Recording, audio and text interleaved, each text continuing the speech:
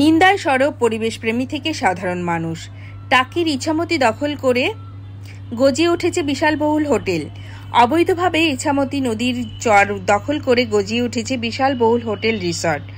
প্রভাবশালী শাসক দলের নেতাদের মদতেই ভারত বাংলাদেশ সীমান্তের হাসনাবাদ উত্তর 24 পরগনা টাকি পর্যটন কেন্দ্রে ইছামতি নদীর চরে বেআইনিভাবে বিশালবহুল হোটেল গজিয়ে উঠেছে বলে অভিযোগ স্থানীয় বাসিন্দাদের। এ নিয়ে নিন্দায় সরব হয়েছেন পরিবেশ প্রেমীরাও। আগামী বিধানসভা নির্বাচনে এই সমস্ত বেআইনি নির্মাণকেই হাতিয়ার করে নামতে চলেছে বিরোধী শিবির।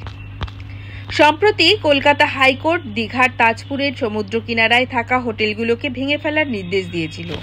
পরিবেশ ও পর্যটকদের নিরাপত্তার কথা মাথায় রেখেই আগেই জাতীয় পরিবেশ আদালত গ্রিন ট্রাইব্যুনাল এই নির্দেশ দিয়েছিল। যে ঘটনার পুনরাবৃত্তি এবার টাকিতে। জানা গিয়েছে টাকি রাজবাড়ী ঘাট সংলগ্ন বেশ কয়েকটি বেআইনি হোটেল রিসর্ট তৈরি হয়েছে কোনো না কোনো প্রভাবশালী নেতার মদতেই। এখানে প্রশ্ন উঠেছে, পর্যটকদের নিরাপত্তার কথা বিন্দুমাত্র না ভেবে কিভাবে টাকি পর্যটন কেন্দ্রে ইছামতি নদীর পাড়েই এভাবে বিশালবহুল হোটেলের অনুমতি পেল? নদীতে জোয়ার এলেই জোয়ারের জল হোটেলের দেওয়ালে প্রতিনিয়ত ধাক্কা মারে। নিয়ম অনুযায়ী জোয়ারের জল নদীর কিনারায় যত দূর পর্যন্ত পৌঁছয় ঠিক তত দূর থেকে প্রায় 9 ফুট দূরত্বে কোনো নির্মাণ করা যেতে পারে। কিন্তু সেই নিয়মকে বুড়ো আঙুল দেখিয়ে একেবারে নদীর গর্ভেই তৈরি হয়েছে সুবিশাল হোটেল, যেখানে হোটেলের দেওয়ালে প্রতিদিনই ধাক্কা মারছে এই ইছামতি নদীর জোয়ারের জল। একটি হোটেলের একাংশ হেলেও পড়েছে বলে অভিযোগ। যে কোনো সময় হুড়মুড়িয়ে ভেঙে পড়তে পারে।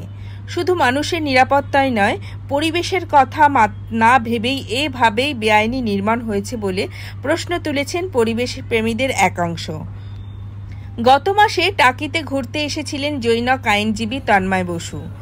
গোটা এলাকার সার্বিক পরিস্থিতি দেখে গিয়েই এ নিয়ে রাজ্যের পরিবেশ দপ্তর থেকে শুরু করে সেচ দপ্তর এমনকি টাকি পুরসভা বসিরহাট মহকুমা শাসকের দপ্তরে অভিযোগও জানিয়েছেন তিনি। অভিযোগ গিয়েছে বসিরহাট পুলিশ সুপার ও হাসনাবাদ থানার কাছেও। এই সমস্ত নির্মাণ নিয়ে প্রশ্ন তুলে আইনজীবীর অভিযোগ, রাজনৈতিক প্রভাব খাটিয়ে পুলিশ প্রশাসনকে মোটা অঙ্কের টাকা দিয়ে এইভাবে ইছামতি নদীর পাড়ে তৈরি করেছে বিশালবহুল হোটেল।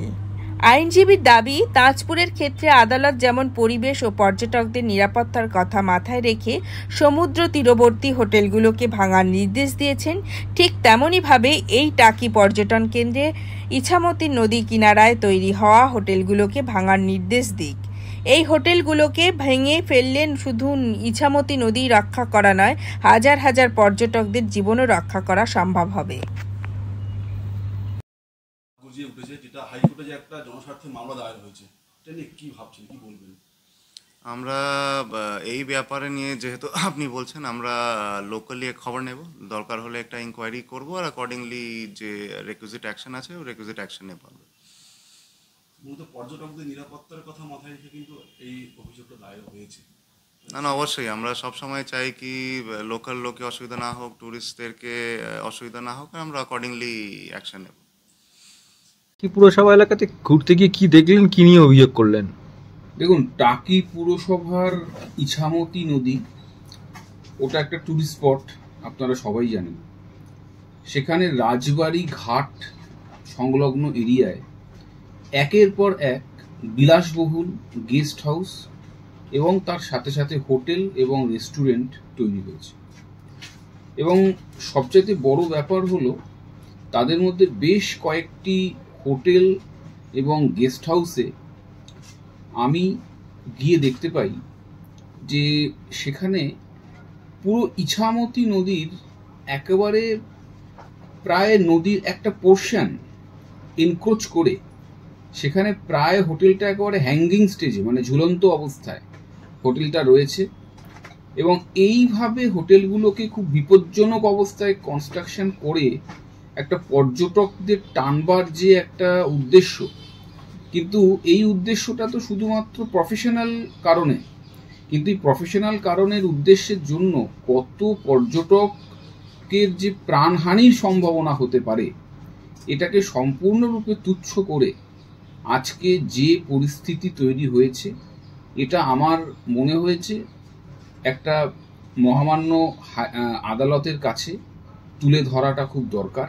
তাই সেই অনুযায়ী আমি এইভাবে দৃষ্টি আকর্ষণ করছি, এবং এটার যাতে কোনো রকম কোনো ভবিষ্যতে এমন কিছু পরিস্থিতির না হয় যাতে এমন কোনো দুর্ঘটনা ঘটে, সেই দিক থেকেই যাতে এমন কিছু পজিটিভ পরিকল্পনা নেওয়া হয় প্রশাসনিক তরফ থেকে, তার জন্য আমি যথোপযুক্ত উপযুক্ত ব্যবস্থা গ্রহণ করছি।